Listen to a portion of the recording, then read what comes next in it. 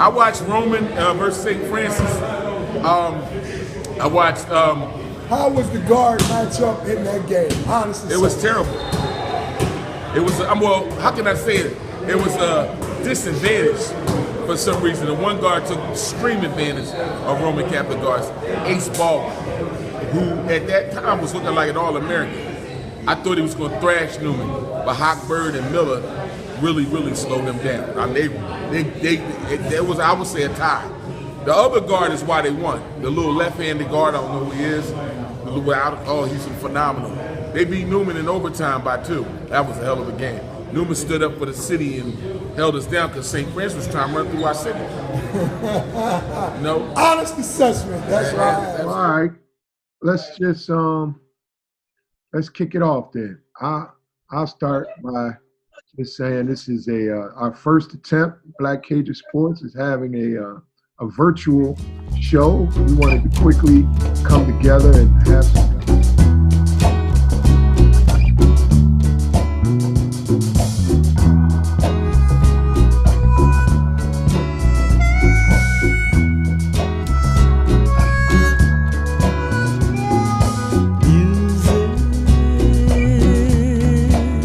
Is what we like to play.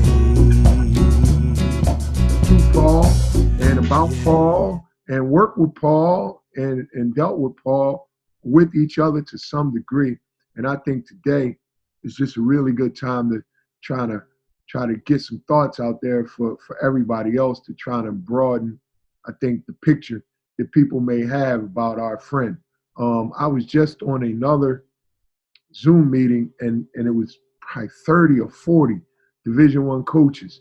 And they actually, Jeff actually stopped the meeting and he said, whether you liked him, didn't like him, agreed with him, didn't agree with him, that Paul Gripper was Philly basketball, plain and simple. Everything good about it, everything that could frustrate you about it was all embodied in Paul Gripper. And I think that's a really accurate statement. Let's go around the corner. I'll start with you, Tori. How do you feel? Yeah, I agree. I feel like, Paul, to know Paul was to love Paul, and, for those closest to him, we understood him. We understood when to, we all know Paul was, when he was stuck on something and he was not coming off of it, and that's what it was. He was passionate, and at the end of the day, I felt like, he always had these kids, their best interest at heart. That was always evident, like I said, to know Paul was love Paul. Some people on the outside might not understand Paul. Yeah. You know what I mean? And that was a lot of the cases, but us that was close to him, we understood him. We knew where he was coming from. We knew sometimes we had to sift through the message or the delivery of his message.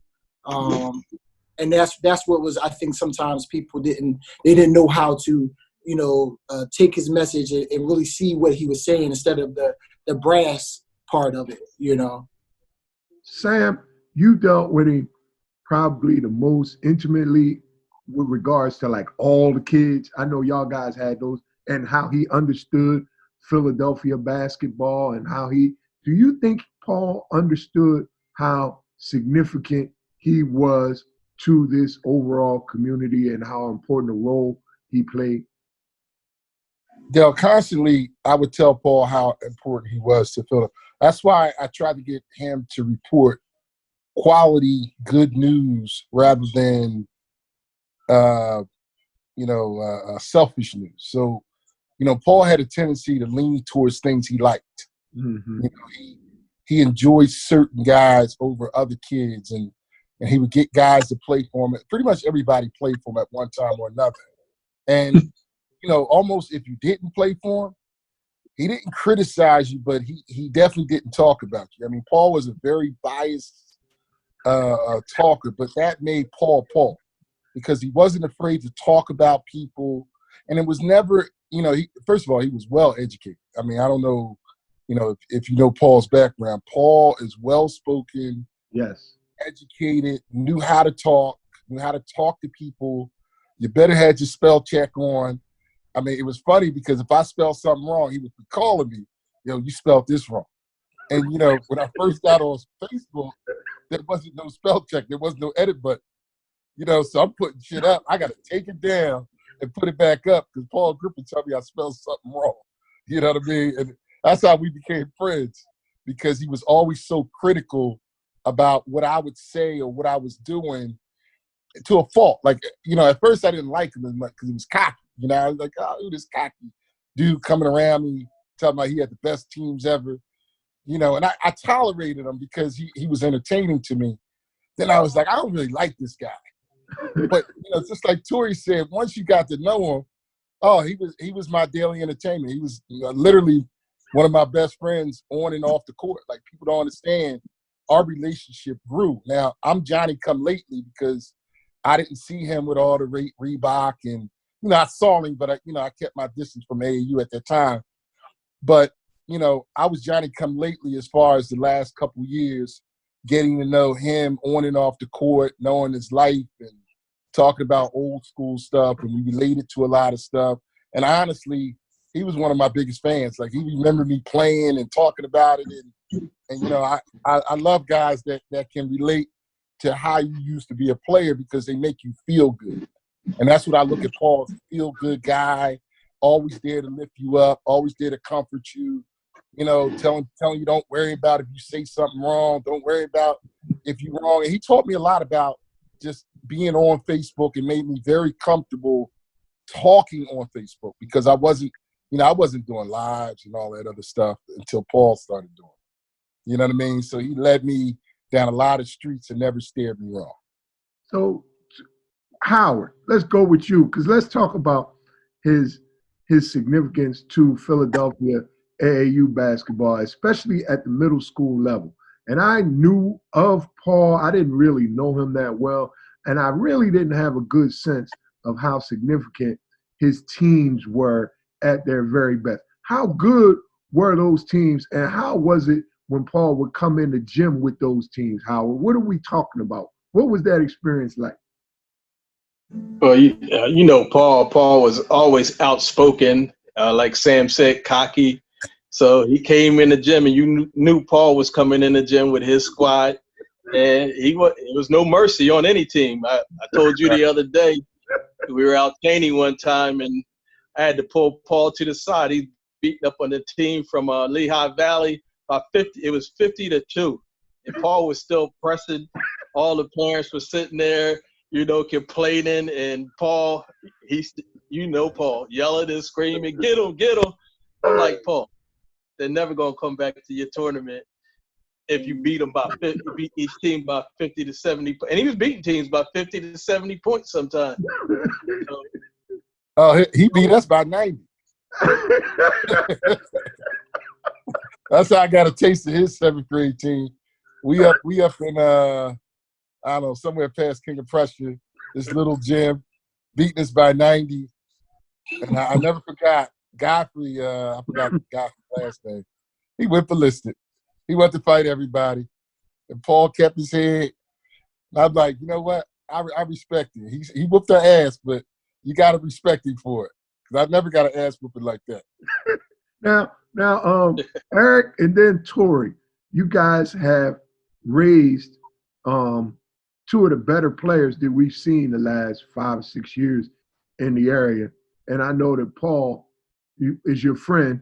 And so therefore, I know he had a lot to say during that process. How good was his counsel and advice as you guys were navigating this, you know, development, choosing high school, choosing AAU, and ultimately choosing the college? Go ahead, E.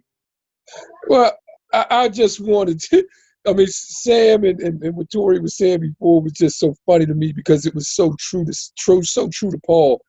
I think one of the things that Paul really didn't talk to me so much about how to develop Eric. He pretty much just kind of showed how he would do it. And I was able to learn some things from that. And like, he was rugged. He was a little rough around the edges. And the way he showed his love wasn't always the way you might perceive it. And one of the things that he taught me as a parent, and one of the things that when you got to know Paul, he really opened up about some of how he felt about certain things. And he had a cockiness to him, but he also had a humility to him. Because I remember him telling me about some of the mistakes he made with Joey and said, Eric, don't make those mistakes with your son. You know, and he was very open about that kind of stuff. And I always appreciate it because he had an experience that I didn't have. So he was able to make those mistakes for me and relate that to me so that I wouldn't, go down a bad path and ruin my reputation as a parent. But as far as Eric goes, he was one of the first coaches that Eric played for that encouraged him to take the ball the length of the court. Other guys were like, he's too big. He can't dribble. He can't do that. Paul was like, no, you got to do it. He would be mad if Eric had a wide open dribble down the court and was looking for a guard. You know what I'm saying? And I think that his vision of how Eric should have developed in terms of being not only a post player, but also having perimeter skills really, really helped us going forward. Tori? Well, my experience was a little different because, Paul saw my son at 7 years old. And to be quite honest with you, at that age, I was afraid. I was a young parent. It's my first time being a father. And I only been home a few years from I moved back to the city. I was living in Boston. So, and I didn't want to, with me playing basketball, I was afraid, to be honest, to have my son play basketball because I didn't want it to be a thing where he was doing it, just because I wanted him to do it. But I realized at an early age, he had a little bit of a skill, but Paul came into the gym at Carroll. I'll never forget it. Zaire was 7 years old, and I had him in the gym working out with Wanye Green and DJ Irvin. And Paul was there coming to pick up Wanye, and he watched the last about 45 minutes of the workout. So he asked me, he said, "Who's the little guy?" And I said, "That's my son." And he said, "What?" And he went on and on and on, and he told me about the things he was doing, with the young guys, and I'm telling you, and I was hesitant because he was only 7 years old, and I didn't know, and so Paul really, he did a very lot for my son. He started putting them in workouts with Joey and Doo-Wop, Wanye, Devin Coleman. Like, we talking about high school guys, and my kid is 8 years old going through workouts with these guys. And, and Paul actually gave me the blueprint, Zaire started getting good, and Paul, first thing he did was send him out to the Phenom camp in San Diego. And he was in 5th grade, and I was kind of hesitant, but I did it. I took him out there because he told me about Chenault and all the guys he had out there, Michael, Trevor Cooney, all these kids that went out there. And he said, "I'm telling you, your kid is on par with these guys." And when I went out there, I knew no one. I knew absolutely no one. I'm in San Diego, never been there a day in my life. And people literally, I swear to God, I'll never forget this. My son is playing, and people literally came to me and said, "Or your son is the kid from Philadelphia that played for Paul Gripper?" And I'm like, "Yes." And we're talking about these are people from San Diego, from Texas, from Arkansas that was singing Paul's graces. I mean, like, you would have thought he was John Gotti.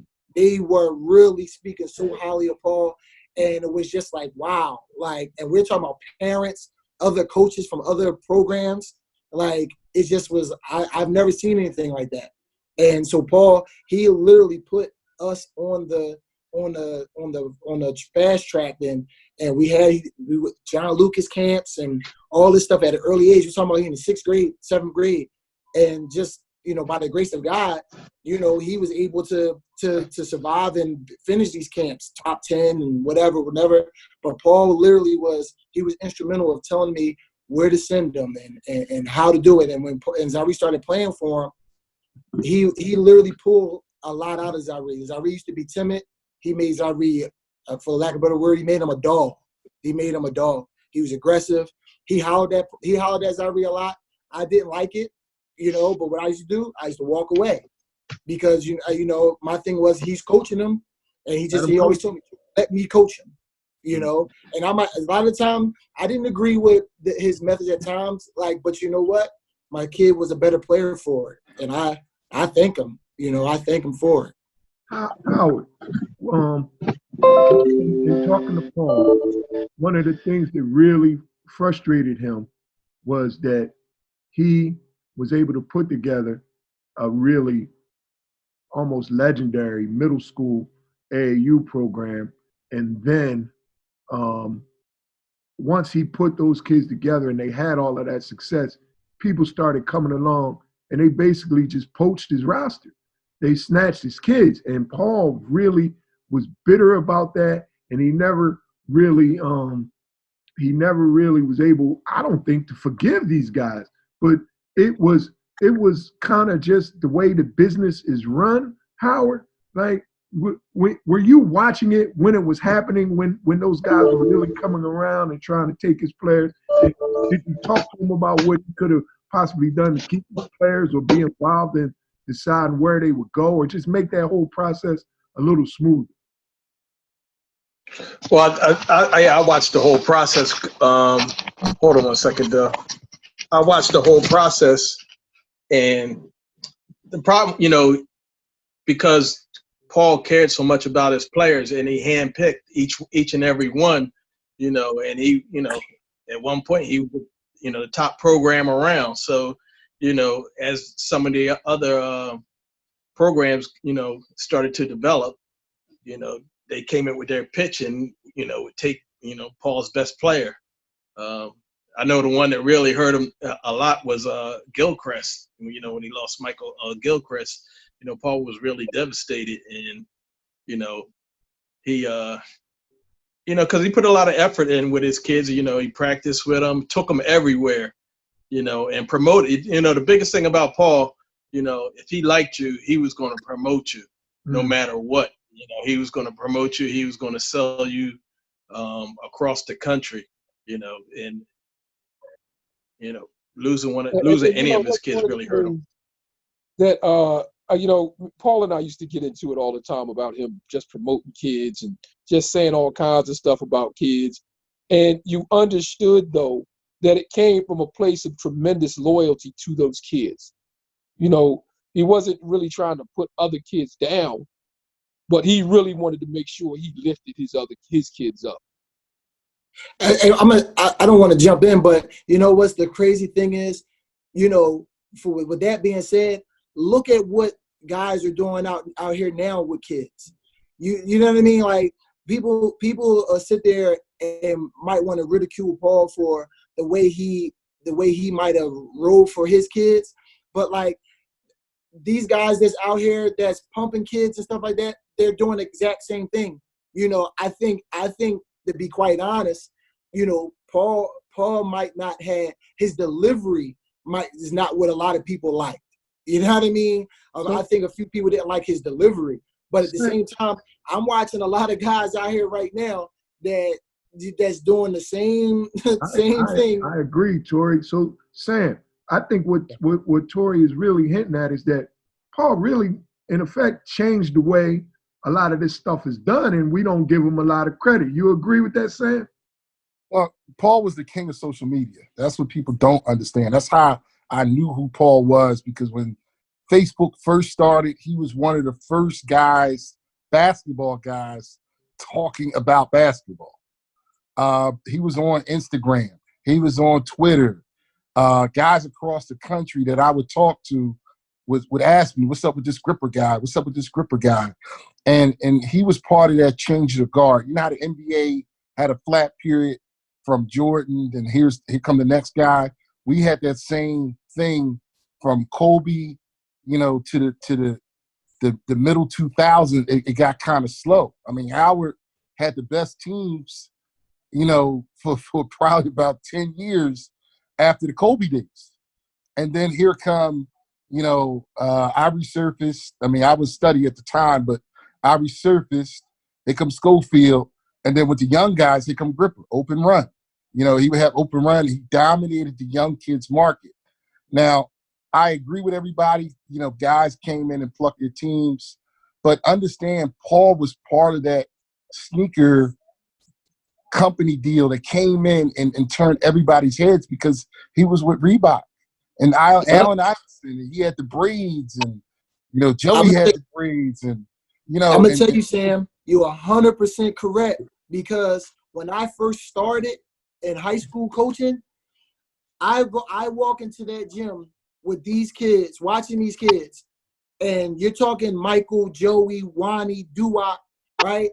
And to this day is, and I laugh and joke and I tell Paul, it's his fault that I'm hard when it comes to evaluating kids. When people were saying how good kids are going to be when they get to high school and all that, I said it's his fault, because I walk in the gym and I'm watching Wanye Green get a rebound and come down and throw a no-look pass to Michael Gilchrist, and he come dunking the basketball in the 7th grade going to 8th grade.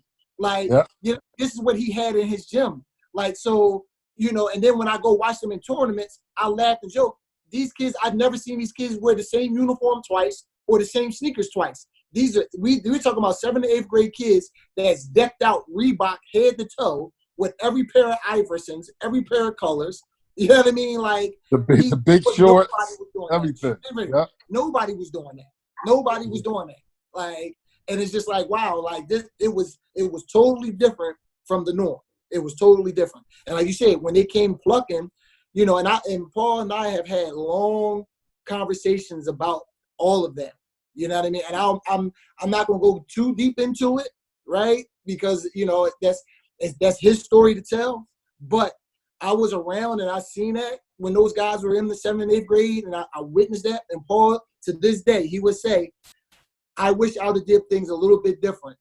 He said, because I was a little bit too cocky when I lost Michael. He said it. He literally pushed Michael out the door. Like when Michael wanted to go, you know how Paul is. Oh, well, F it. Go ahead. I got Aaron Brown. Those his exact words. He'll tell you. He said, I got Aaron Brown. Like, if Michael gonna go, let him go. And then that's when Trevor went. And he said he had Devin. And he had Joey. He had Duwop. It was, like I said, it's not my story to tell. But, he always said, I wish I'd have did things a little bit different. He said, because I was too stubborn. He said, because I could have had it. I just didn't. He said, my attitude wouldn't allow me to conform to what they wanted me to do. Yep. Yeah, I came along after. Like, I met Paul after he went through that whole, it was almost like, it seemed like it was a cathartic process for him. And he learned a lot from that. And he was always eager to share the lessons that he learned from that experience. So by the time he started dealing with Eric, he wasn't trying to own a kid. He was just trying to have an impact and teach a kid and see where it goes. Like there was never, like Eric played with his Phenom team a couple times, but he wasn't like, okay, I'll be mad if your kid go plays with someone else. It wasn't that kind of deal. It was, I think I can help him. You let him play with me a few times and we'll see what it is. You know what I mean? I think that whole process really did teach him some things, and it did teach him to be a little more humble and a little more agreeable when dealing with people. There's another side of Paul that people, I don't think, understand or appreciate. I think everybody knows I kind of came up into this thing by trying to find ways to get kids eligible. I don't care, if I catch you by 9th or 10th grade, we could figure something out. If you had to go back, take classes over, beg the teacher, study for the test, however it has to go down. I always felt like, some of these kids coming up through what they've been through, they may not understand the rules. They may not get the full picture that they have to jump over these hurdles until it's too late.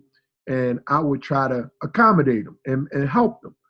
Paul was one of the few guys that I've encountered. He was like, Dell, I just don't agree. He got an F. That's his F. He need to live with that. If he need to go to JUCO, he need to go to JUCO. I'm not going to go around begging no teachers. I'm not. And I respected him. I disagreed with him because I was like, Paul, these kids didn't know. You know, some guys, you don't get recruited to 11th grade. You was in 9th grade. You didn't know when you was failing biology and history and chemistry that you was digging a hole. Paul said, man, he should have paid attention. He should have tried. So talk about his commitment to education because, you know, his own son, you know, he made Joey had to take that route. And now his daughter is walking out the door at Harvard University with a PhD. And I think both of those are perfect examples of what I'm talking about right here. Anybody?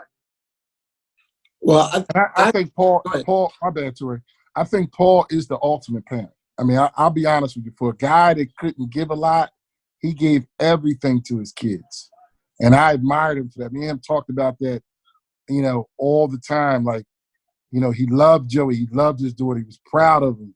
You know, and Stan made a couple statements yesterday.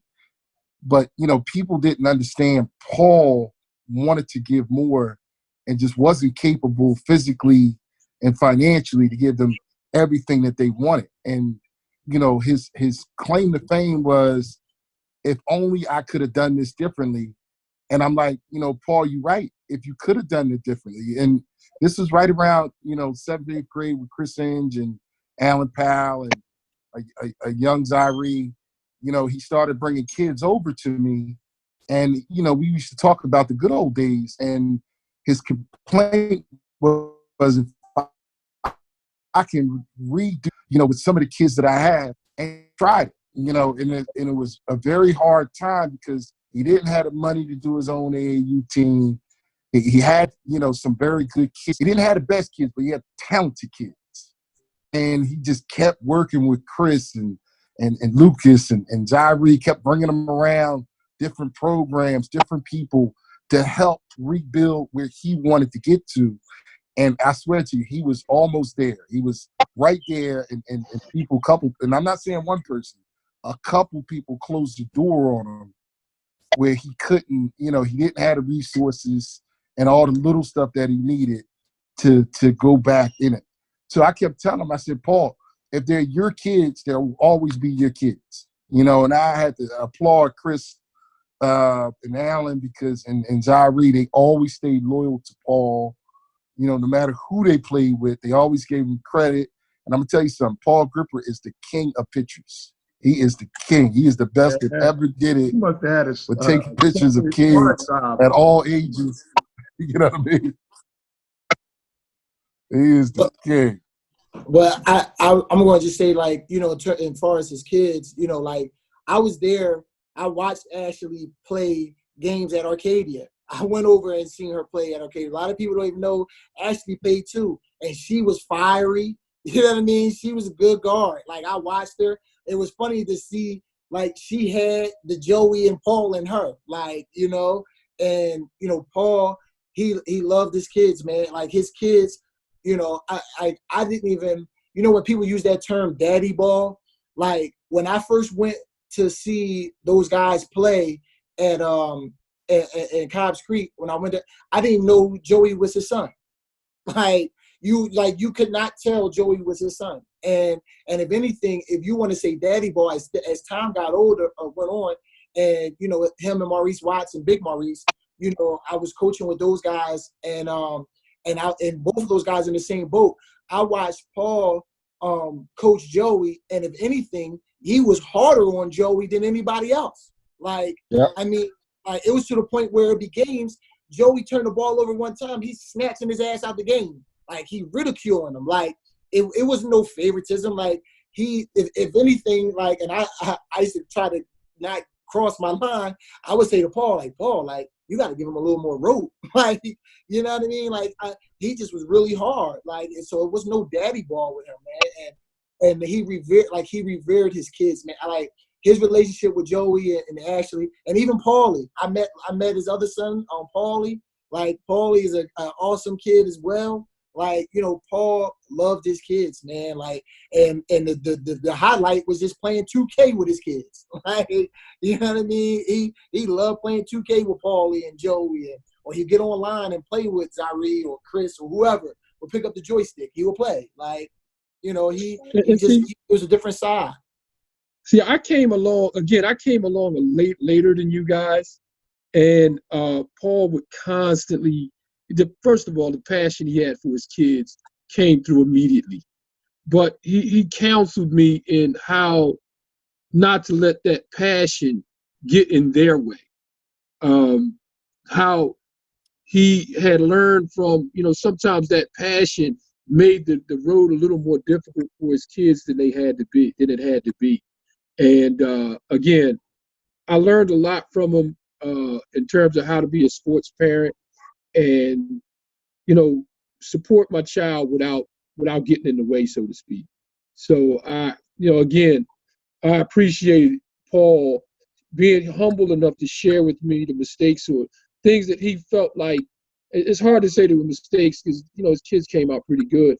But it's one of those things where, you know, those things you regret. You know, if I could take it back and do it a little different, then this is how I would do it. And he helped me improve myself in that vein. Howard, place him in the context of the typical AAU guys. How many AAU programs do you oversee through your Middle Atlantic? 1,000, several hundred? About 200 and about 5,000 members.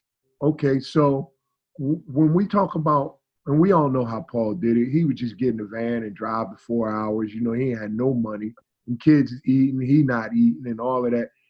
Is he typical? Is he atypical? Where do you place him? I always really had a strong admiration for his willingness to really sacrifice to try to keep those kids out. And that's why, you know, I say Paul loved the game and he loved the kids because, you know, these last couple years, you know, Paul didn't have the money, the resources that he had when he first started out. So, and he's one of the only coaches in the area that I would ever, you know, lend my kids out to play in tournaments because I felt for, you know, Paul. Paul had Zyree, and Tori knows he had Zyree, Chris, and Samaj, and those guys. He had a team full of guards. So he's going to play in tournaments, and, you know, they had kids, you know, giants on their team. So he'd be like, Howard, can I get a couple players? So I give them, all my bigs, and they would go play with Paul.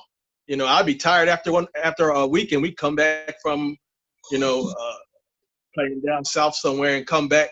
You know, you want to take off that following weekend, but it was Paul, so I load the kids back up. You know, go up to Trenton or somewhere where he was playing in a tournament, and, you know, stayed there the whole weekend and helped him out.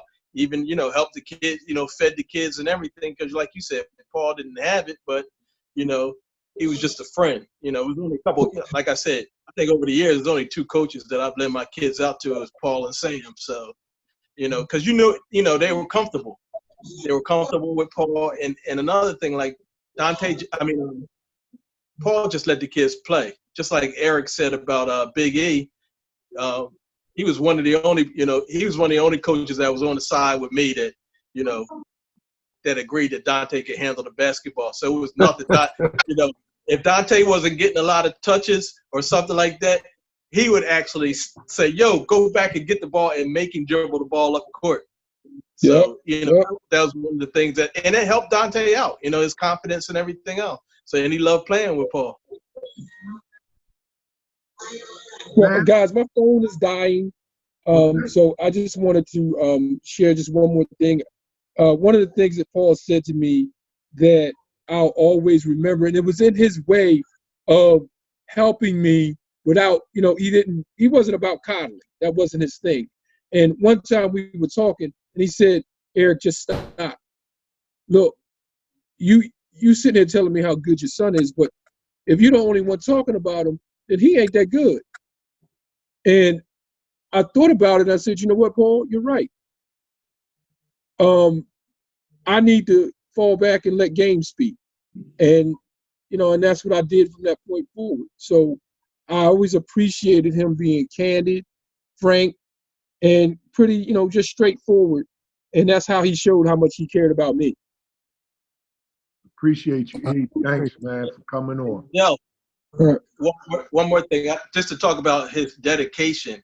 I know, I don't know if everybody knows, but Paul was, a lot of times living in his car, and he was actually, take the kids to a tournament, sleep in his car, and then the next day go to the tournament again. That what kind of dedication? I don't know any coach that would do that. I know I couldn't do that. So, that's how dedicated he was to his kids, and how dedicated he was, to Philly basketball. Well, I agree, and I think that's a part of a legendary status that will only grow more so as the years go on. Tori, Sam, y'all want to say anything in closing? Well, all I tell people is, Paul, there's good and there's bad about everybody. And when people pass, there is no reason to ever talk about the negative or the bad or anything else that involves a person's life. They should always be remembered for all the positive things they've done to, for so many different people in so many different ways. And, I was talking to somebody the other day, well, Paul always did the Paul. Listen, bro, if you don't have anything positive to say, then don't say it at all, because this man can't defend himself. Mm-hmm. And if you knew him, his excuses of why he needed things or why he did things, just like Howard said, he was living out his car and all that, that wasn't because he did that by choice. And it was to make his life easier for other people so he can do what he needs to do. He had a loving mom. He had a loving sister. He had loving kids.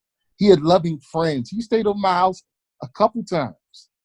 And it wasn't no need for me to say, oh, well, Paul, you can't stay here no more. Or, he knew when it was enough, and he went on to his next thing. And that's why I appreciate him. That's why I love him.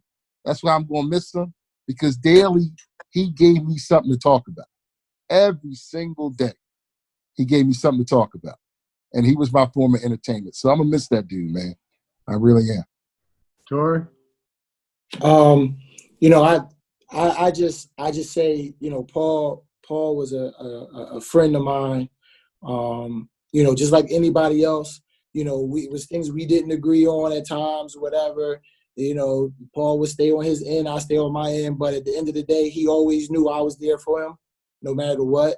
And I knew I could count on him. If any way, it's been times when Paul, a lot of people don't realize, people say, well, Paul didn't have.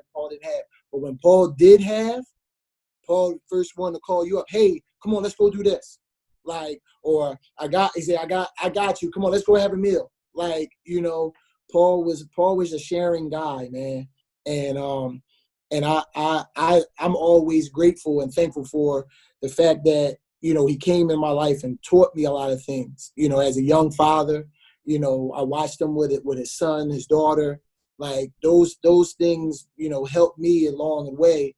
And, I how can I say it? And I spoke to both his children, and I just feel like, I just want to be able to be here to help them out in any way, shape, or form, and because those children of his, man, he loved them, they loved him, and I seen it. I was right there, and like I said, him and Maurice Watson Sr., those guys, they went to bat for their kids, and they to me, those guys are pillars. They should be celebrated. Paul should be celebrated.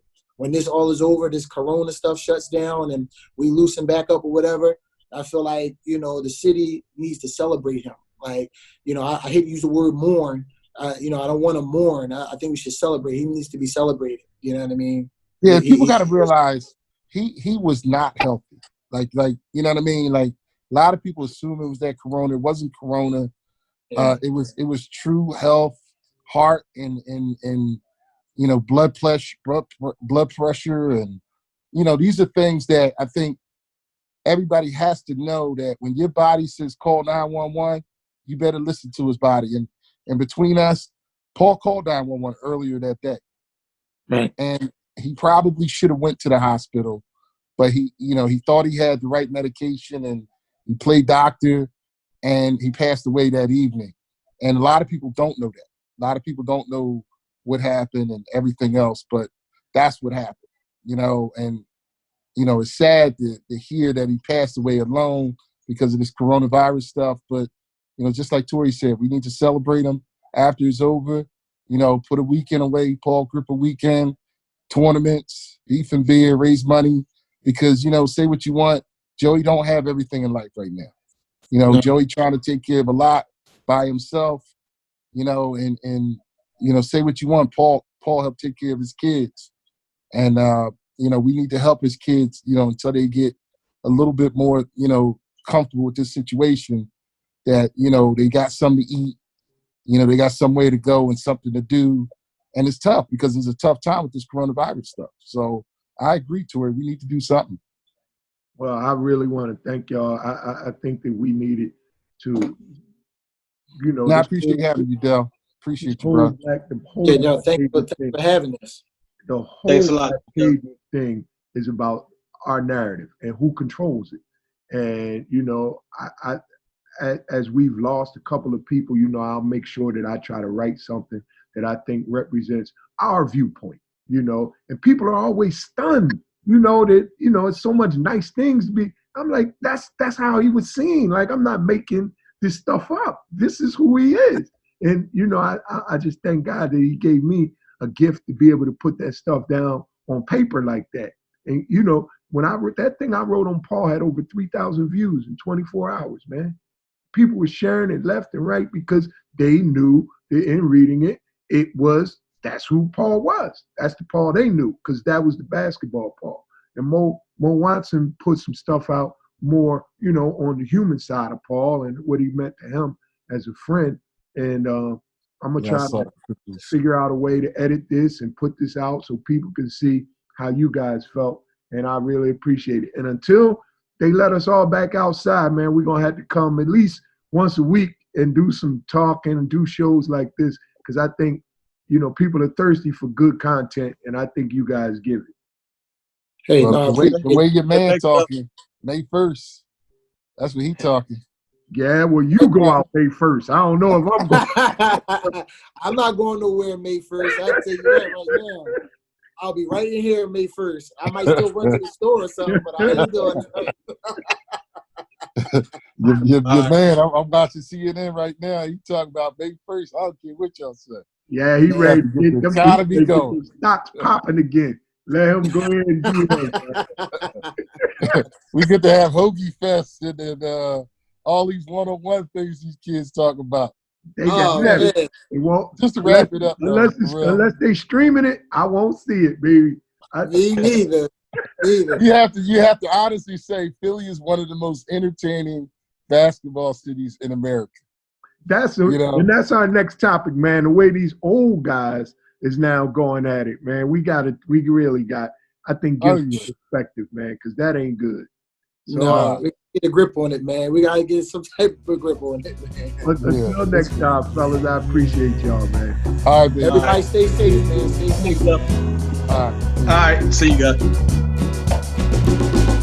All